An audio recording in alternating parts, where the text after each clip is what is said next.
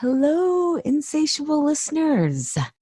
Well, we just finished another rich podcasting season where we looked at the various angles of inconsistency. We are now on a season break until September 18th, when we will be back with a dynamite new season. Mark your calendars for September 18th when we return. Originally, I thought our next season theme would be on fertility, but it's taking some interesting twists and turns. So it's kind of about that and kind of not. Regardless where you are in your menstrual or parenting cycle, next season will get you thinking and ahawing about how the cycle of life influences our food habits and choices, and how we need to harmonize our food and wellness based on where we find ourselves hormonally, emotionally, and spiritually. In the meantime, I hope those of you who feel the call will join us in my live Why Am I Eating This Now group program, which opens for registration on August 5th. Truly, this program is life-changing, and it's the last chance to work with me until March 2020, because I am going on a 6-week maternity break from whenever this bambino is born until 6 weeks out. And my private practice is full until April 2020. So you can find details for the Why Am I Eating This Now live group program, which again, it only runs once a year, at allyshapiro.com/why-am-I-eating-this-now-live-group. Okay, and now on to a rebroadcast of some previous Insatiable episodes where a second listen is worthwhile. Enjoy.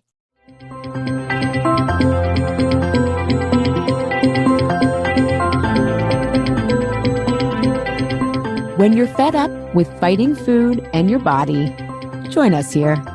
I'm Allie Shapiro, creator of the Truce with Food program and your host for Insatiable, where we explore the hidden aspects of fighting our food, our weight, and our bodies, and dive deep into nutrition science and true whole health. Fair warning, this is not your parents' health care. This is a big rebel yell to those who crave meaning, hunger for truth, and whose lust for life is truly insatiable. Believe me, freedom awaits. Welcome to Season 2, Episode 6 of the Insatiable Podcast, Thinness, Beauty, and Power with Dr. Polly Young Eisendrath. Last year, the book Women in Desire Beyond Wanting to Be Wanted by Dr. Young Eisendrath came into my life. I honestly can't even tell you how it happened, because it's a book that's about 18 years old. But after I read it, I was like, she is on my bucket list, because you insatiable listeners would love her expertise in what she explores in that book and in her work. You know, the season is about the feminine perspective. And so we are going deep and into the female psyche today, which unfortunately, as we talk about in this episode, has been conditioned to wanting to be wanted, to look like the good girl rather than saying, hey, what's great for me? And unfortunately, because of this, we often think that weight loss and thinness, or what we now say is strong is the new sexy, is our path to power because of the patriarchy. But there's a deeper sense and more lasting sense of power that we're going to talk about today. So we're going to explore all of that in today's episode, including the sneaky difference between self-awareness and self-criticism, and why you really need to know the difference to live an authentic life. What is true power, or what we think of as confidence and courage. And again, how thinness or strong is the new sexy offers an illusion of power, but won't really get you what you want. So you're going to love today's episode. A little bit more about Dr. Polly Young Eisendrath. She's a Jungian analyst, psychologist, and clinical supervisor at Norwich University in Vermont, where she lives. She is the author of the book, Women in Desire Beyond Wanting to Be Wanted, which we talk about a lot today. And she also has a new book coming out in the fall called Love Between Equals, Relationship as a Spiritual Path. And we get into today's episode a lot about how to have your own needs and desires, and how that accentuates, not detracts from healthy relationships. So enjoy today's episode, and I'll see you on the flip side.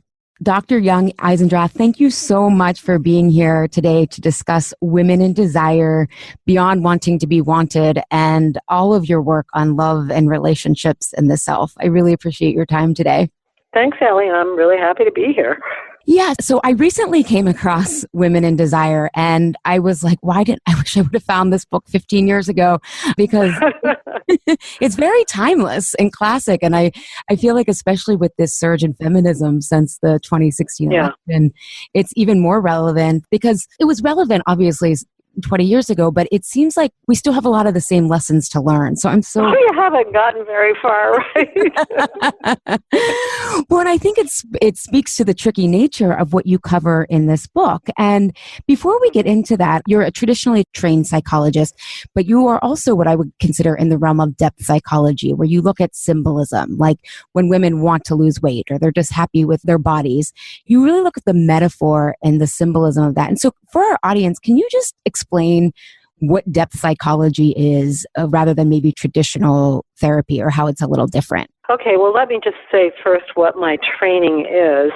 So, I'm a clinical psychologist, and I'm also a Jungian analyst, and that's Carl Jung's school of psychoanalysis. And Jung emphasizes metaphor, symbols, mythology, ritual, that side of our collective life. Also, I happen to be a long-term Buddhist practitioner. I started practicing Buddhism in 1970, and I have practiced it in the forms of Zen and also Vipassana and some forms of Tibetan Buddhism. So the combination of Buddhism as a practice, which is kind of a practice for everyday life, to make you aware of how you're perceiving and how you're acting and what you're doing with your actions and your perceptions. The combination of that with psychoanalysis, particularly Jung's psychoanalysis, and then also feminism and psychology, that combination has resulted in my being able to kind of look at human behavior, not so much from the behavioral side, but more from the side of the deeper motivations. That is, what causes us to behave in a certain way, or what causes us to perceive in a certain way.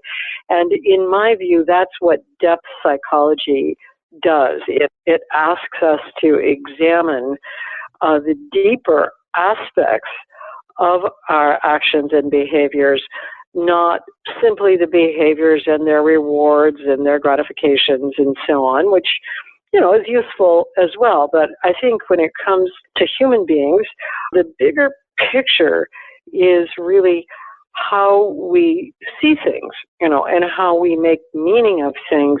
And then that leads to our actions, and that leads to our behaviors. So does that make sense?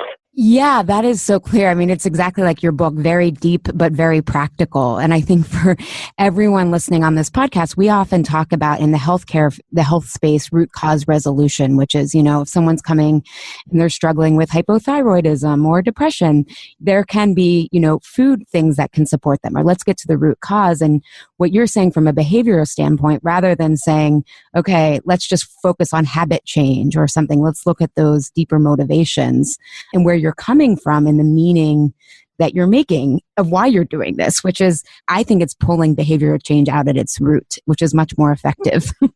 Yeah, well, I think so too. And, in many of the behaviors that cause difficulty for human beings in relation to themselves and in relationships with others, many of those behaviors are motivated by habits of perception. And the habits of our perceptions are motivated by, the assumptions, the symbols, the meanings that we bring to our lives because, for example, when it comes to thinness, many women have tended to feel that being thin is more powerful than having some other body type. And that has been a motif in our culture since probably about the 1960s. And even though we've had a lot of reform of that through feminism, through various kinds of changes in our eating styles and understanding nutrition better, working with various kinds of eating disorders and so on. I still think that for many educated young women, having a thin or muscular body becomes a priority that can overtake other priorities and become an obsession or an anxiety without them even knowing that it's based on a bunch of assumptions that are really questionable.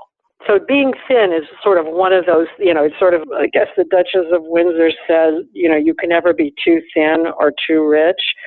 Well, I totally disagree with that whole philosophy.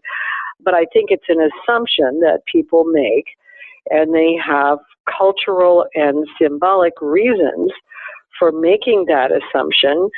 But let's just say, again, just for the sake of putting this out there, many of the role models that I had as a young woman and still have are Black women of various sorts, everyone from Tina Turner and Black women have never idealized being thin, or not generally anyway. There's a certain, since Oprah, there's a kind of preoccupation maybe with weight loss, but mostly and by and large, Black women understood that having a presence in the room, and especially a large presence, and maybe even enlarging your presence, put some high heels on and a big hat, wear some bright colors, that presence makes a powerful impact, and that power can be used in the same way that, let's say, in Greek theater, the actors wore very big costumes. Their shoulders were broadened and their shoes were made very high so that they could have power in their appearance. And so that way of power that Black women have traditionally shown in their presence is a real contrast with the idea that thinness is powerful. I love that example because what I work on with my clients is trying to get them to see that the power is not in the finish line of weight loss. It's in metrics of your choosing. If you work through that, right? You can't just give that up because, to your point, the cultural since 1960s and just it keeps reinforcing it. And I think that's one thing that was really interesting in your book, and I think is important for us to define here, is the difference between patriarchal power and personal power. So can you talk a little bit about that? Because I think a lot of times women think, especially now where we have things on social media like fit is the new thin or strong is the new skinny. We think we're making progress, but we're still putting ourselves in the same box. It just looks... Oh, it's the same box, exactly. And just again, try to think about someone like Maya Angelou or even Oprah Winfrey, who's not a slim babe, just to try to think about these women saying something like, what did you say, like strong is the new skinny or something? It changes, but it's the same thing to me. Yeah, they wouldn't even think that way. So our culture has been patriarchal. There's probably right now a kind of chaotic mix of different kinds of cultures within our culture, and yet it's still principally patriarchal in that many positions of power are filled by men, but not exclusively and not in the ways they used to be. There's a lot more possibility for women now, and many of the professions like medicine and law and so on have a majority of women entering the profession and in many cases occupying the profession now. So there are many ways that since I was a young woman, opportunities for women have changed, possibilities have changed, and the capacity for self-actualizing has really changed. So the way that I think of personal power or whatever is that you begin to take seriously your own desires so that you become, as in the book I talk about it, the subject of your desires, that you say, okay, here, this is what I want to do with my life. This is how I find it to be meaningful.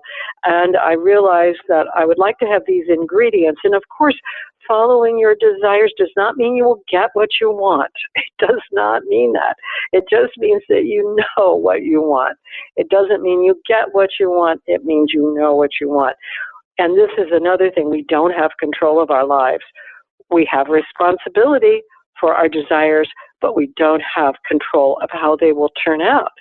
So in any case, you can't even begin the journey of some sort of deeper meaning for yourself or self-actualization unless you know what you want.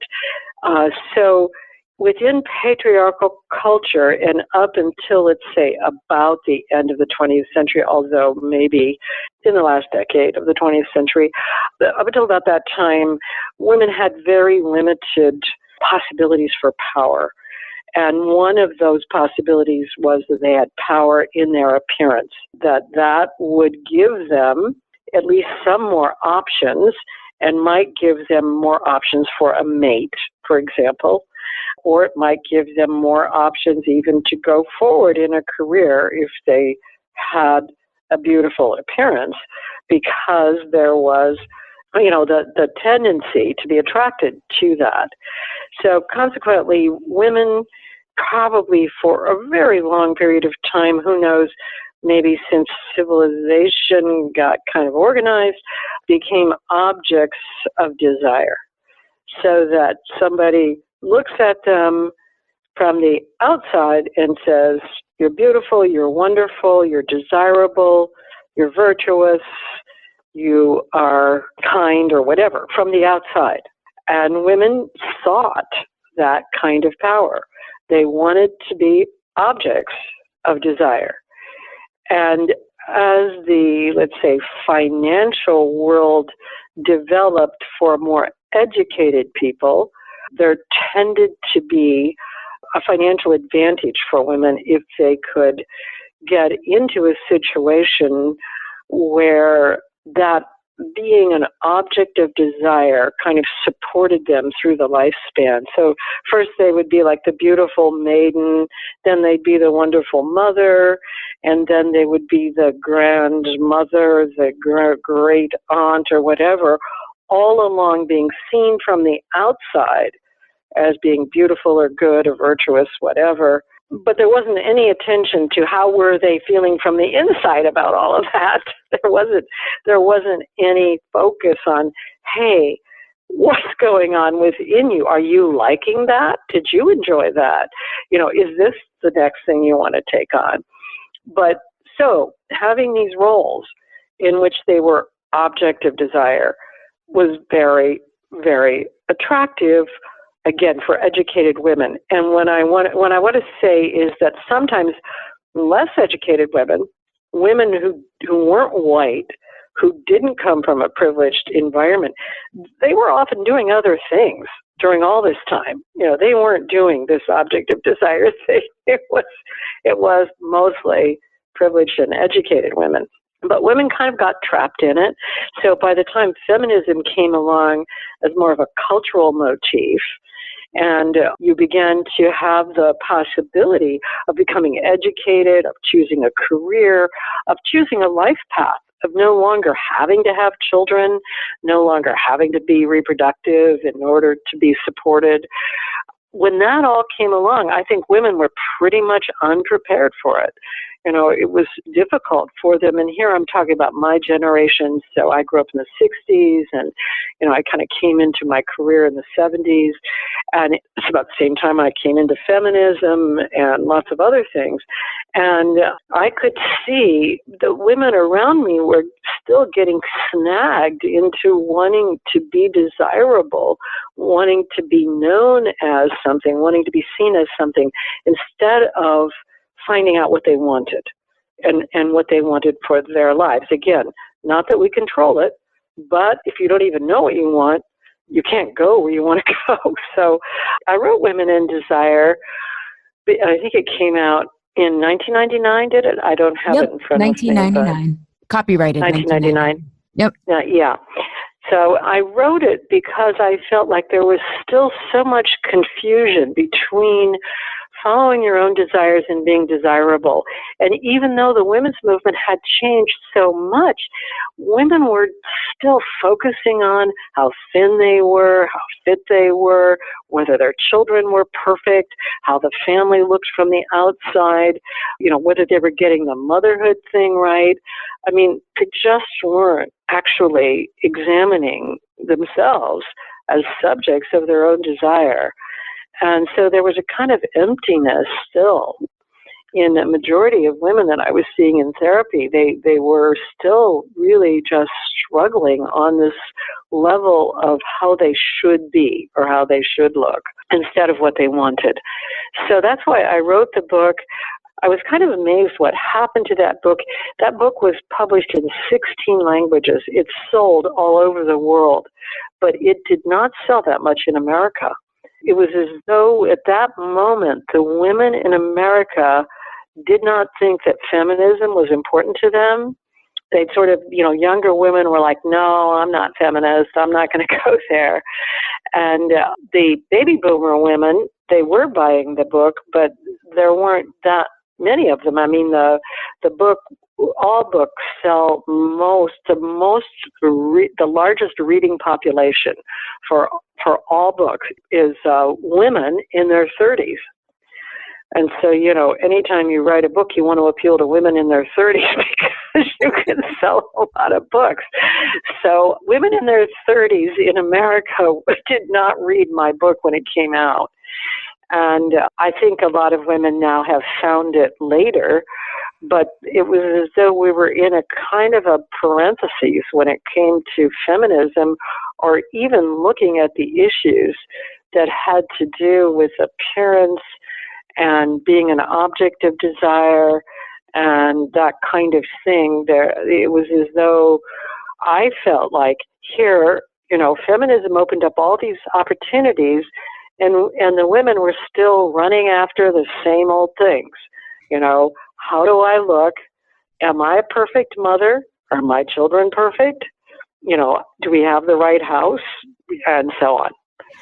Well, and one of the things that I just loved in your book is you talked about the subtleties of the desired effect and how when we're constantly, what I call the good girl mindset, kind of looking outwards and saying, am I being good? Am I wanting to be wanted? We often confuse what we want with what other people want. And what I know a lot of my clients are shocked in the work that I actually take them through a self-discovery process to figure out basically when they're eating, it's really that they're feeling powerless over something in their life more than it's really not about food at that point.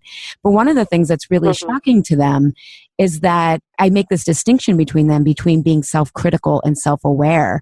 And they confuse the two. They thought they were self-aware because they knew how to get the desired effect, not realizing that they were actually being very critical and judgmental.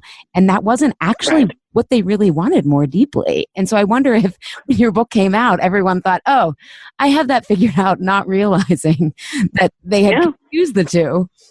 Yeah, no, I agree with you, and I think that's a very good distinction.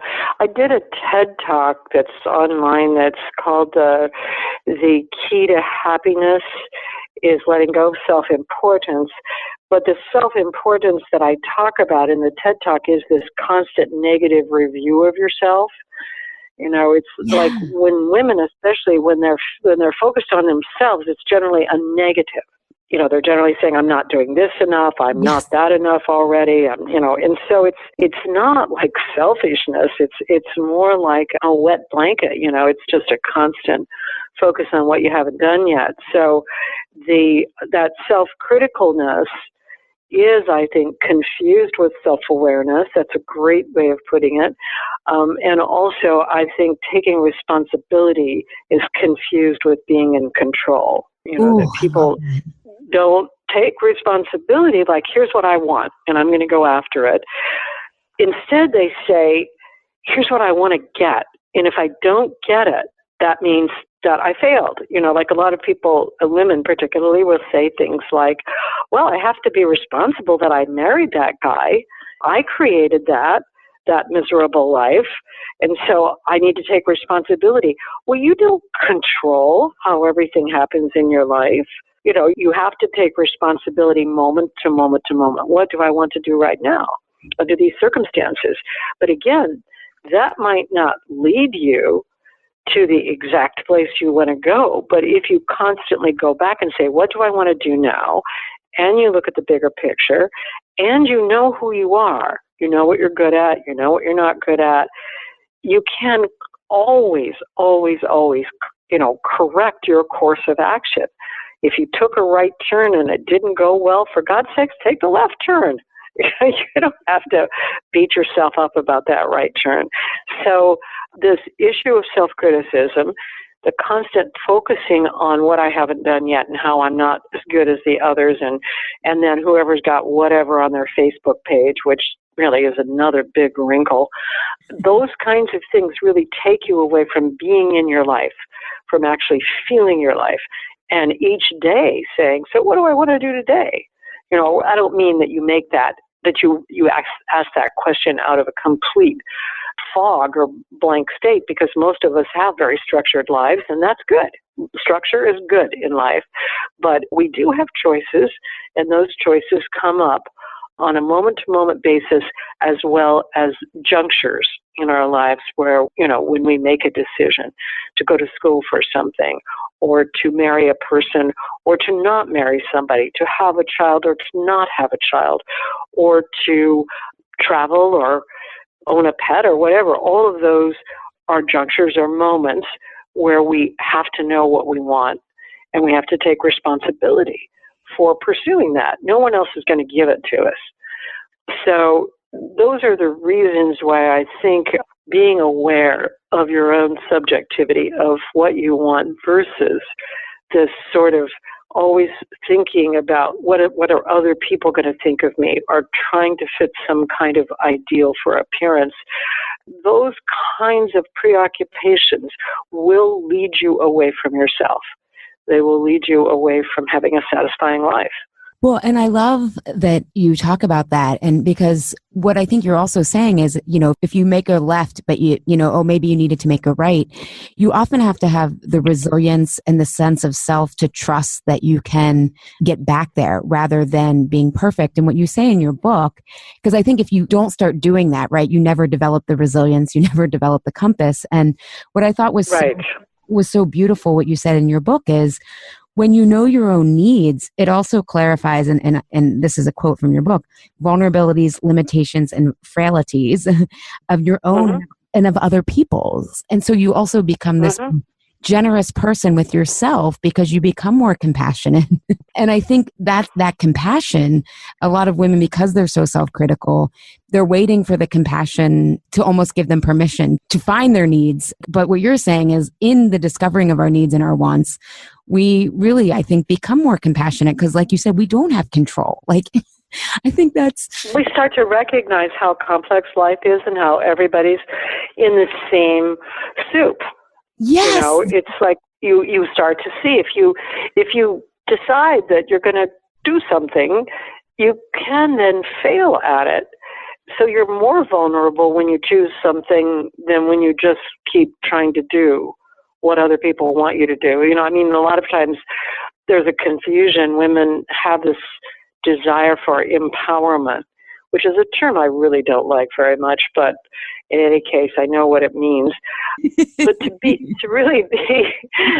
empowered really means that you are in touch with yourself and you're able to make choices and decisions, and that you can make those decisions with a recognition that you're vulnerable, that you might not succeed, that you're like other people. And nobody, I just saw the Leonard Cohen exhibition in Montreal, and Leonard Cohen is a great hero of mine.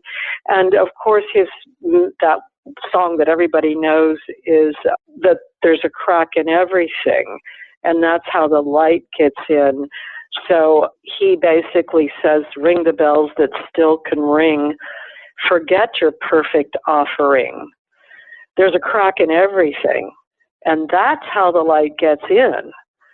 So, when you forget the perfectionism and you deal with the bells that can ring, you ring the ones that you want to ring, then you find that something happens and you didn't succeed and there's a crack, and then you begin to see, That's the way that love and compassion and kindness and so on work.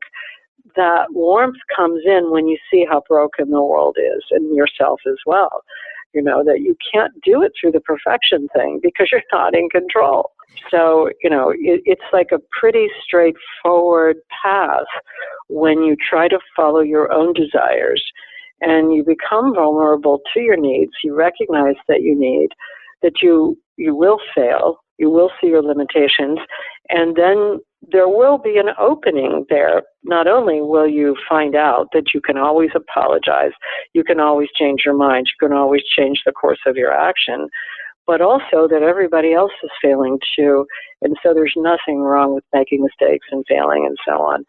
That's actually the way you learn to be compassionate. And it's the way others will help you also, that when you have failed at something, if you turn to other people for help at that moment, they really do want to help you. There's a warmth towards vulnerability. There's no warmth towards perfection. Yeah, there's often like judgment or comparison and disconnection. Yeah. I always joke, I grew up in the 80s and I was like, oh my God, all of the 80s love songs were just codependency. No one told us. They were just like, they were all about wanting to be wanted if you were, you know, a female. And I'm like, no wonder the divorce rate was so high, like 20 years later, you know.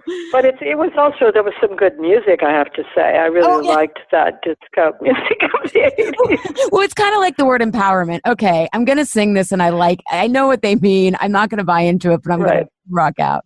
Right. And this kind of leads into what you talk about, personal sovereignty. And I just love that phrase and that concept. And I want to talk a little bit about how this goes wrong when a lot of listeners and a lot of my clients are on a spiritual path. They're trying to be better people. Personally, this was my favorite part of the book, where you talked about how a lot of these spirituality approaches, the difference between, you know, I hear from my clients a lot, like, well, I just have to let that go, or it's all about letting go. But you bring up a really important distinction. And when women sometimes bring their own context to this idea of letting go of the self, about it not letting go of self-determination, but about letting go of your attitude about yourself. Can you talk about that a little? Well, I mean, I think women get confused around the issue of being selfless versus what they might call selfish, and not recognizing that being self-determining or having, you know, sovereignty in your own life is not selfish or selfless. It's using the self in a responsible way. You know, we all, once we're adults, we have the capacity to govern our lives, to make decisions for ourselves. And we're protected by law in doing that now. So as adults, really, that's our whole opportunity there. That's the nature of being an adult in Western societies, that we get to make decisions for ourselves. And I know in the book I use the story of Sir Gawain and the Lady Ragnell. Yeah. And that's just such a great story because it comes from the European Middle Ages. It comes from like the 13th century when it was written down. And the question that's asked, and of course it's put as a test to King Arthur, is what do women want above all else? And Arthur is actually going to lose his head if he doesn't find the answer. And he has a year to find the answer, and he looks everywhere for the answer. And of course, many of the answers are like, women want jewels, women want land, they want beautiful things, and he kind of knows that those answers are not correct. And finally, he gets confronted by a hag, and she's just this ugly creature who comes out of the forest. And she knows that he's looking for an answer to this question. And she tells him that she has the answer, but he doesn't believe her at first. But as she goes on, he recognizes she probably has the answer. So he says, well, what do you want? You know, in exchange for giving me this answer, like I could give you, a lot of land or a lot of money. And she says, well, no, I don't want any of that. What I want is I want the hand in marriage of your finest knight. And that's Sir Gawain, who is the finest, the handsomest, the most sort of gentle and so on of all of the knights of the Round Table. And Arthur says, well, I can't give you Sir Gawain. He's his own man. And of course, at the time of this story, women were given always. They weren't free. So they were given by their fathers to a man in marriage. And so here's a woman asking for a man to be given to her in exchange for her answer. And so, at first King Arthur goes, oh no, I can't do that. I can't bring that up to Gawain. I would never bring that up to Gawain. He's such a great guy. And then Arthur starts worrying about himself. And, he finds he unintentionally brings it up to Gawain. And Gawain says, sure, I'll do it. I'll do anything to save the king. And so they go out and they meet up with this hag whose name is Ragnell. And she gives them the answer. And the answer, which saves Arthur's neck, is what women desire above all else is sovereignty, the right to rule their own lives. And then after she gives the answer, she and Gawain go back to the castle. And of course, there's Gawain, the finest, most handsome knight, with this really ugly woman. And everybody in the court wonders, how did this happen? What's going on there? Is she really wealthy? Did he kind of, get involved with her because she has all this money? So Gawain, being a kind of honest dude, he treats her kindly. He doesn't humiliate her. They have a dinner with the whole court. They get married, and they go back to their chamber. And she says to him, okay, now, here we are, come and kiss me. Now, you have to kind of know that in that period of time, there was a lot of anxiety about kissing witches, because the witches could suck your soul out. And so there was a prohibition against kissing a witch, and she looked like a witch. And so Gawain had to really muster a lot of courage, because he would have been afraid to kiss her. And she was saying, come kiss me. We're in the chamber, and, this is your job.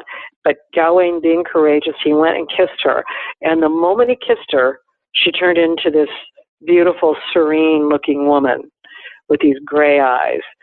And she looked at him, and he was really startled. And he was afraid, because he knew that she was a witch, if she could change herself like that.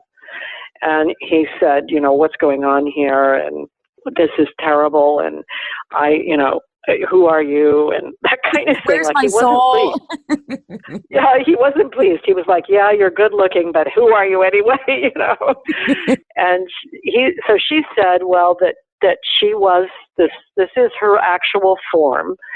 And her stepbrother had put a curse on her. Her stepbrother was Morgan Le Fay, who was a sorcerer. And he put this curse on her because she was too uppity, because she was acting like she knew what she was doing and that she could run her own life. And so the curse was that she would have to stay in this form as a hag until the finest knight in all of Britain willingly decided to marry her. So Gawain was kind of really relieved, and he said, wow, that's great. So the curse has been broken. And she said, well, not entirely. She said, my stepbrother said that once the knight married me, he had to make the choice whether I would be beautiful like this in my actual form by day in the castle where we were around all the other people, or would I be beautiful at night and ugly by day?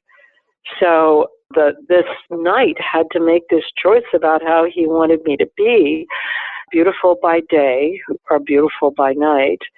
And Gawain immediately knelt before her and said, I cannot choose.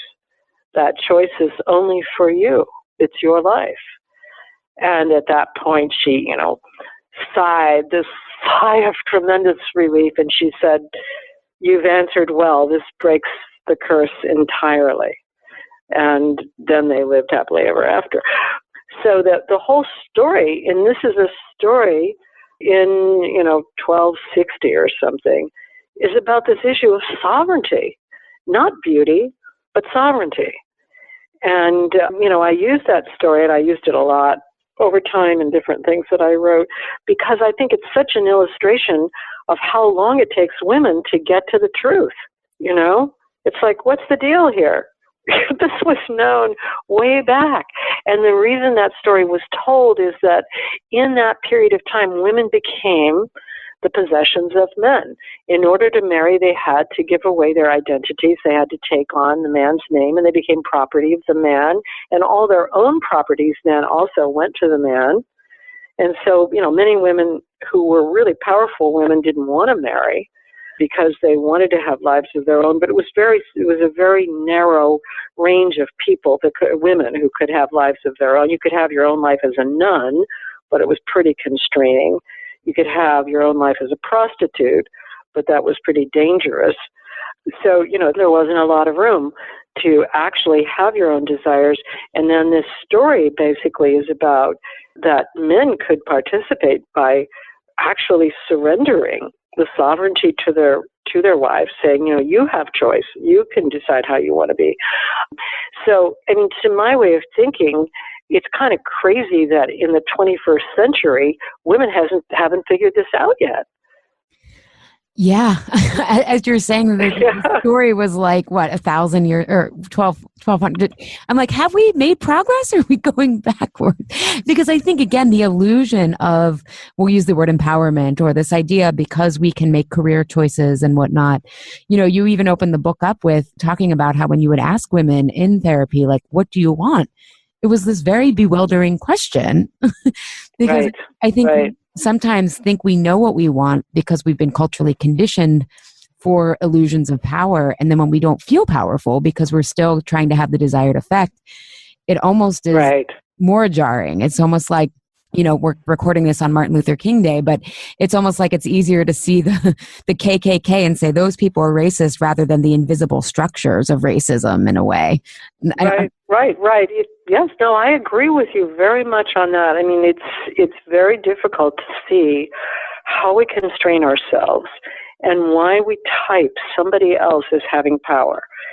I think that in the 21st century, we do have laws, we have social conditions, we have possibilities that women truly never, ever had, ever before, and in many parts of the world do not have now.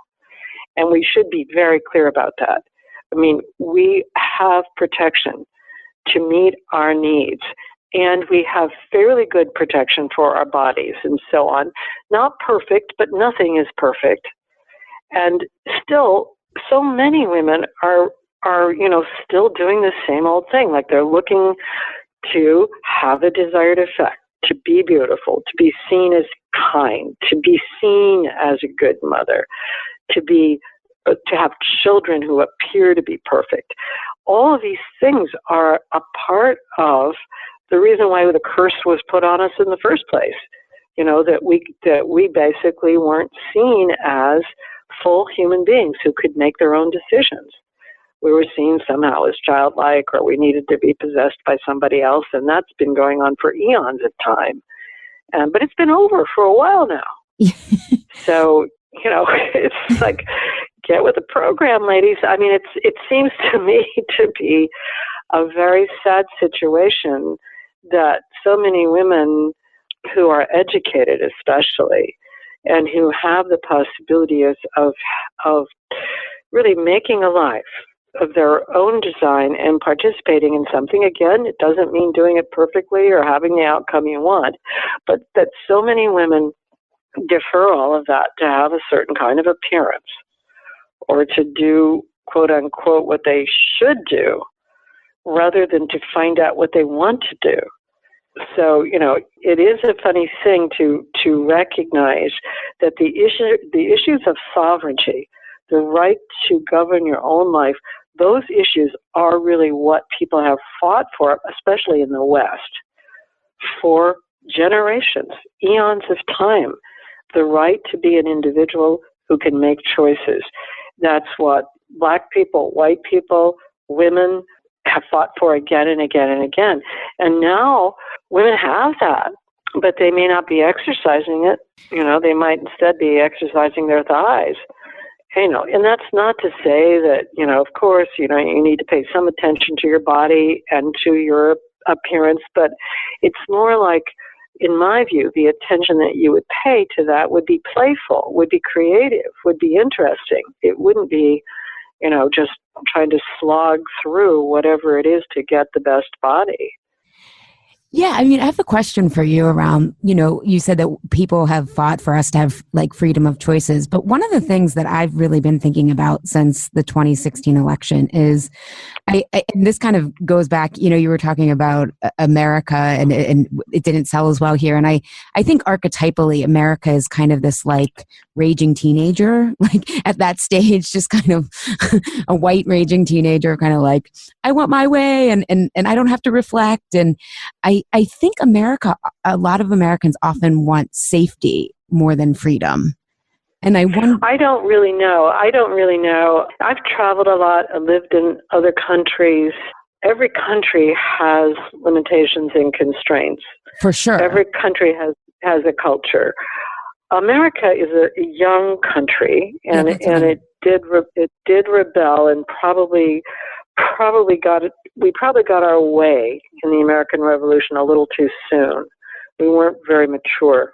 On the other hand, the rights that are in our Constitution and our Bill of Rights, they're not perfect, and they don't even approach what's in India, for example, or Germany, places where the Constitution has been redone as a result of either, some crisis or as a result of overthrow of a government. But our Constitution's not a bad one, and our basic laws aren't bad ones. And I don't know about the safety versus the freedom thing. Freedom is a complicated thing, and it means different things to different people. And for many people, it's a freedom from something rather than being a freedom to something. You can be free to do something, or you can be free from something. And so Americans are a diverse population, and the ways that wealth has worked in this country have changed enormously since I grew up. I grew up when there was really a large middle class, and it was possible to become middle class from working class. Now, America has changed in that regard, and I really don't know where that change is going. And I think the 2016 election expressed something of that change. And I can't say that I understand any of it, where it's going or why Donald Trump was elected. I can say I think that educated, privileged people were kind of ignoring a whole bunch of people who voted for him. And we thought somehow we were smarter and that we were better. And, it turned out that even he was surprised he got voted in. And so that's a part of democracy, too, is that there would be a surprise. There should be a surprise occasionally in democracy, or that there's some underlying deep state that's controlling it if there's not a surprise. So, there are just a lot of things to say about the 2016 election. My feeling is that the complexity politically of this situation that we're in is just beyond my pay grade. I just don't. It is quite complex. I don't know. Yeah, it's I don't even have anything to say about it anymore. It's way beyond anything that I understand. I'm glad that I have work that I do understand. I'm doing psychotherapy. I understand that. And the things that I write about, I understand that. I don't really understand the larger political forces that are at work now. And I don't also fully understand how women are working with those forces. I do not like the mob psychology of the Me Too movement, because people lose their jobs and lose their their reputations without having due process. I believe that if somebody's charged with something, that there should be an opportunity for a due process where that person also gets to speak or say something. I never liked any form of mob psychology. When it was lynching or when it was a witch hunt or whatever. So I'm not particularly happy about the way things are happening with the Me Too movement. Yeah, I was talking to some of my African American friends, and they were saying the same thing about how important due process is, and going through the due process to really look at the evidence and all that stuff. I think I just meant more. The election made me realize I was thinking more about the people who I grew up in a suburb that is now relatively wealthy. It was very middle class when there was a middle class, but the people who live out there, those are actually, to me, a big part of Trump's base, more than like the white working class that people have been focusing on. And I think part of this desire to be thin and beautiful is a desire for safety in a way. Like it's not really safe in the long run, but it's safe in the short term of, well, I know this is what the society tells me will get me certain power, to your point in your book. Yeah. Patriarchal power. But it's really such a delusion because you can never keep it. And right. It's like there's no way to have that. It's a moment in life maybe, but it's such a worthless moment even, it's like, again, when I think of the Black women that I have loved in life and that I have actually learned so much from in terms of the way they move and the way they dress, and they've just never been quiet and thin. That's such a waspy thing, Yeah. I mean, it's not an ideal. In many places of the world, it's not an ideal either. In some places it is, like in Asia, for example, it's a surprising ideal in Japan and Korea.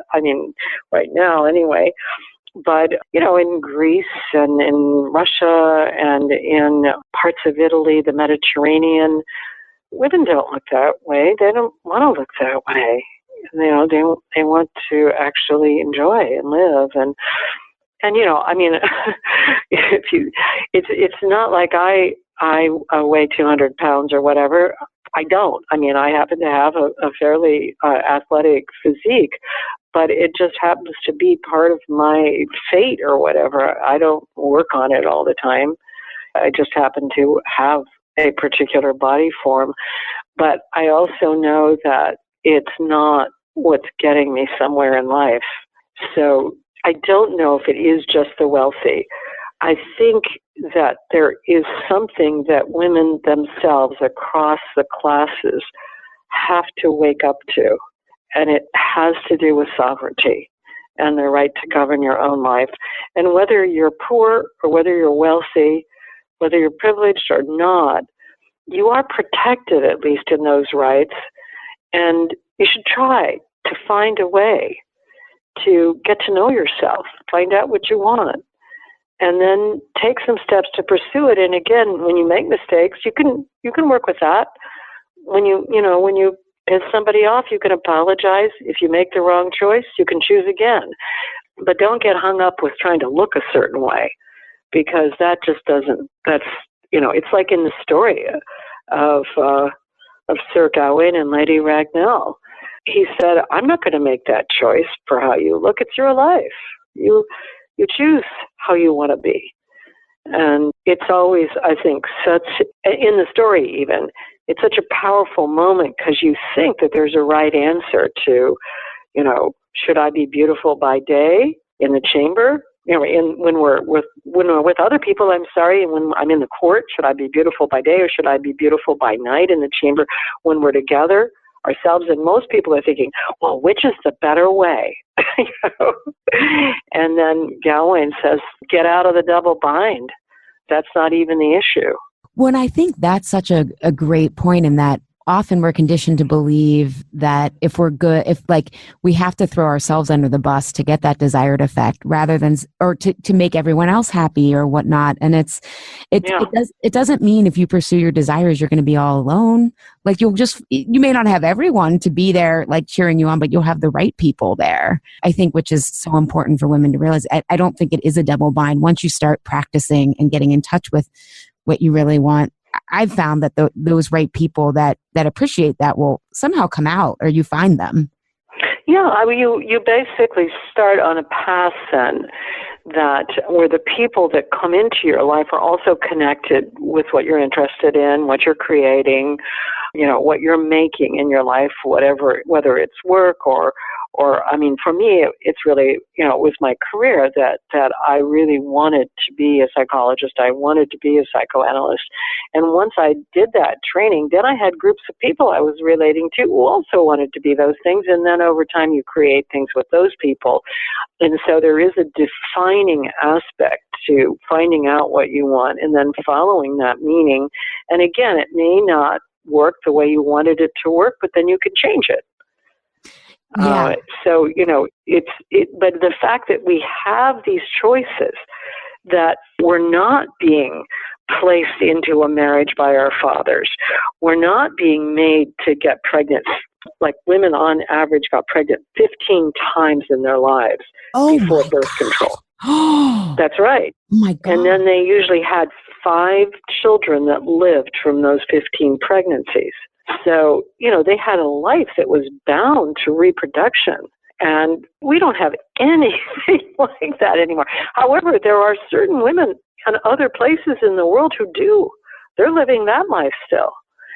So it's like we are so free by comparison. And if we don't take advantage of that, what a terrible waste of losing our sovereignty.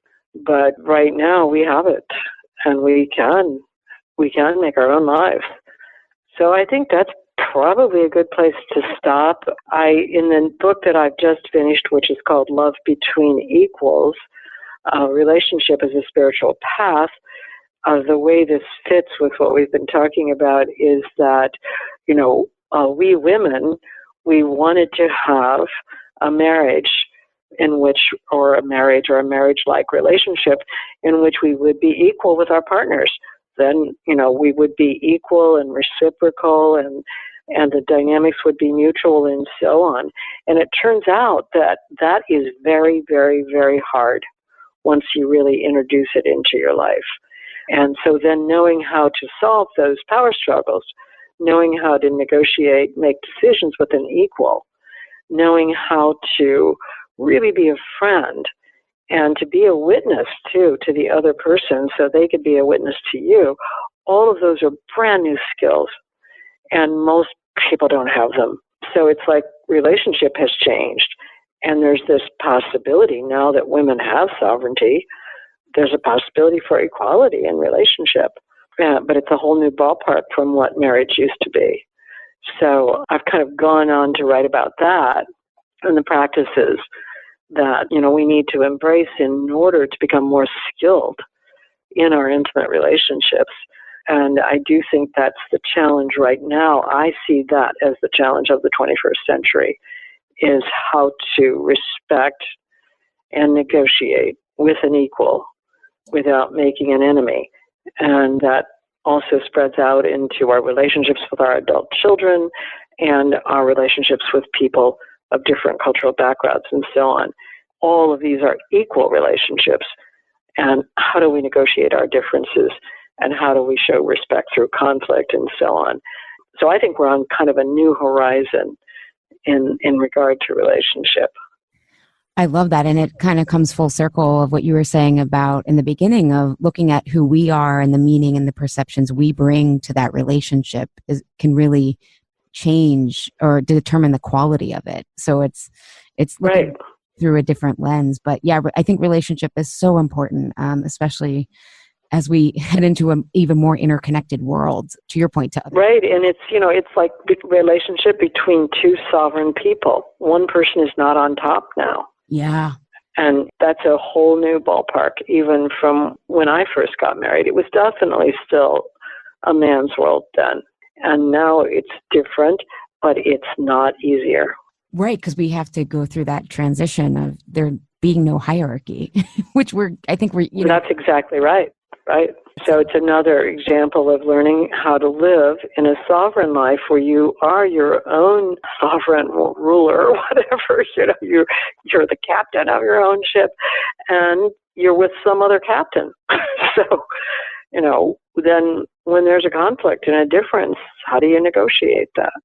So anyway, I think that's a good place to stop. Okay. Yes. And two, I cannot recommend the book Woman and Desire Beyond Wanting to Be Wanted. You also give amazing tips for people to start to get, and they're not even tips, but they're strategies for starting to get in touch with, what you want and what you need. And I love your emphasis on we can't control things and it's not going to be perfect. And yet that's part of the magic of we discover each other's humanity in that process. Mm-hmm. Mm-hmm. Absolutely. And your book is going to be so great. I'm definitely going to pre-order it. Can we pre-order it on Amazon or through Shambhala yet? I don't think it's going to be published by Shambhala, and I don't think it's up there yet because I don't even have the final revisions yet. So it'll probably be on Amazon, I'd say, by the middle of the summer or even early summer. Okay, great. Well, I'll make sure in the intro to let everyone know where they can find you and follow you so they can be connected. But thank you so much for your time today and your life's work. I think, again, the book is so deep and practical and your work is that way. It's really refreshing to have a clear communicator and make us feel powerful in that we have choices. So thank you. Thanks, Allie. It was fun talking to you, and good luck with all you're doing too. Thank you. Have a good one. You too. Bye-bye. Thank you, Health Rebels, for tuning in today. Have a reaction, question, or want the transcript from today's episode? Find me at AllieShapiro.com. I'd love if you leave a review on Apple Podcast and tell your friends and family about Insatiable. It helps us grow our community and share a new way of approaching health and our bodies.